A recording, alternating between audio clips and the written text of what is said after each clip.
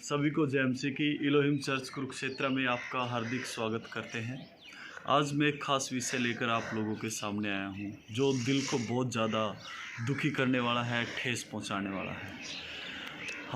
हमारे पड़ोसी मुल्कों में या फिर पाकिस्तान के अंदर किन्नरों के ऊपर बहुत ज़्यादा सताव हो रहा है। यहाँ तक कि उनको घरों में घुस कर हलाक कर दिया जाता है, मार दिया जाता है। ये गैर कानूनी है। ये परमेश्वर की नज़र में, खुदा की नज़र में गलत है, क्योंकि आप लोग जो कर रहे हैं वो एक निंदनीय, एक दंडनीय अपराध है। मैं परमेश्वर के वचन से आप लोगों को एक हवाला देना चाहता हूँ। इंजील के अंदर लिखा हुआ है, रसूल फिलिप्पुस की बात है। जब फिलिप्पुस परमेश्वर के वचन को लेकर जा रहा था, तो कंदाके की रानी का एक ख्वाजा जिसे आप लोग कहते हैं, खोजा परमेश्वर के कलाम को पढ़ते हुए जा रहा था, और वो परमेश्वर के खुदा के कलाम से पढ़ रहा था। तभी पवित्र आत्मा, होली स्पिरिट, रूल कुद्दस फिलिप्पुस को उसके पास लेकर गया, और फिलिप्पुस ने उससे पूछा, तुम क्या पढ़ रहे हो? उसने कहा कि मैं एक कहानी पढ़ रहा हूँ। मैं सिर्फ आपको इतना बताना चाहता हूँ, जब पवित्र आत्मा खोजे के पास फिलिप्पुस को लेकर गया, रूल कुद्दस जब खोजे के पास, उस किन्नर के पास जो महारानी के कंदाके की महारानी का खोजा था, मंत्री था।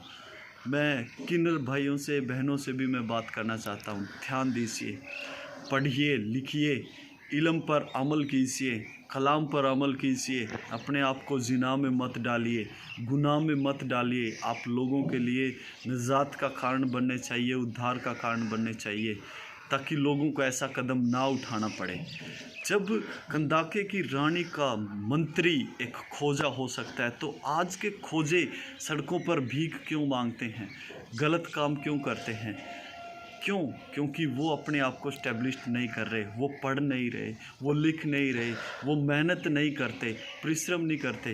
देखिए, क्रिश्चियन स्कूल्स, हॉस्पिटल्स और तमाम एजेंसियां आपके लिए तैयार हैं। आप अपने आप को इस लायक कीजिए ताकि आपकी वहाँ पर ज़रूरत हो। क्रिश्चियन कम्युनिटी आपके साथ कभी भी पक्षपात नहीं करेगी।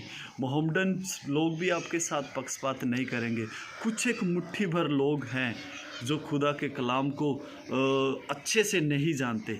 खुदा ने हर एक को निजात के लिए चुना है, निजात का कारण बनाया है।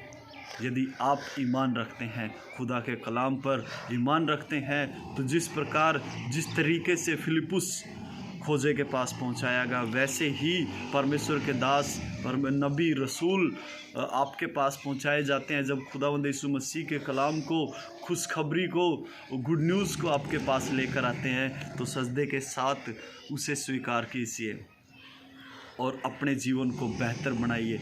लोगों के सामने अपने आप को प्रकट करो।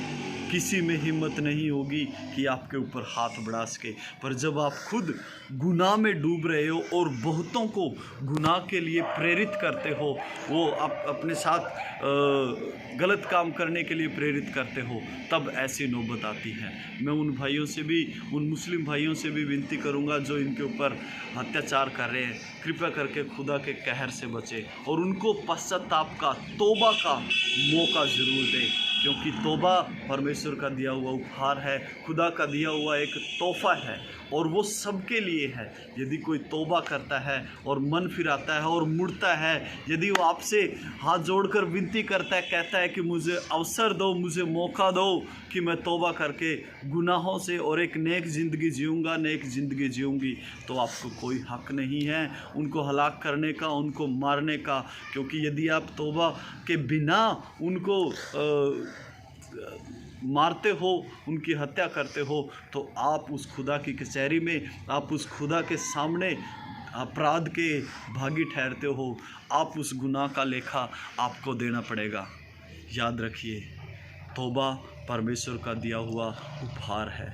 और जो इस तौबा को ग्रहण करता है, जो ईमान लाता है, जो अमल करता है और अपनी ज़िंदगी अमल के मुताबिक जीना शुरू करता है, वो खुदा का बंदा है। चाहे वो पुरुष है, चाहे वो स्त्री है, चाहे वो बंदा है, चाहे वो किन्नर है, हर एक जिसके अंदर खुदा का रूह वास करता है वो खुदा का बंदा है। कृपया करके ऐसा करना बंद करो, ये गुनाह है, खुदा के खिलाफ मत जाओ, उनको पश्चाताप का, तौबा का अवसर दो। परमेश्वर आप लोगों को आशीष दे। God bless you. परमेश्वर आपको आशीष दे। आमीन।